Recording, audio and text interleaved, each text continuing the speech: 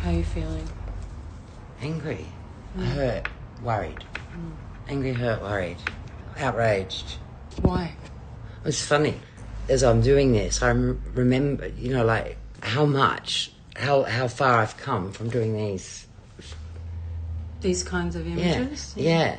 And so the thought of not having that is a bit scary and really sad, and I'm just really angry.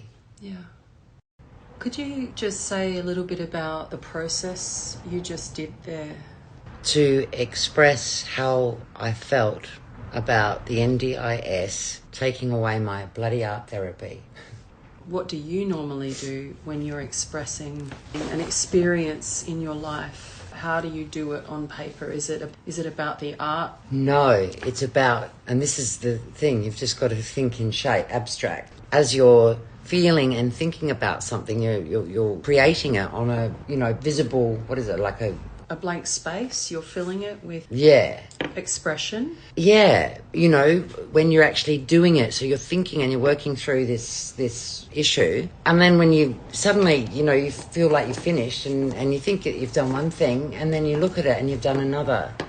But it gives you an extra layer of insight to really what's going on in the back of your brain. And I don't know, because when you examine the piece after, you know how we put it up there and look at it, I get so much from that. So my question is always, what do you see? What do you see in that picture? Red, sort of divided into red and dark.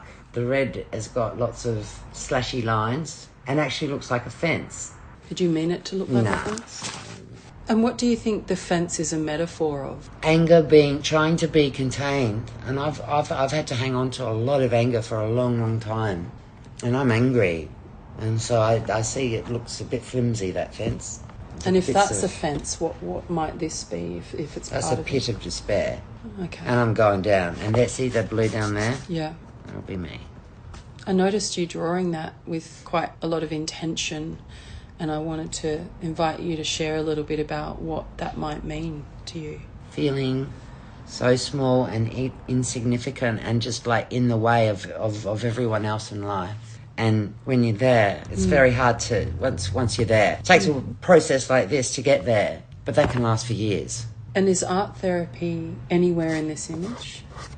Art therapy is everywhere in this image because it was art therapy and the lack of having it that I was thinking of, and so the whole thing is art therapy, isn't it?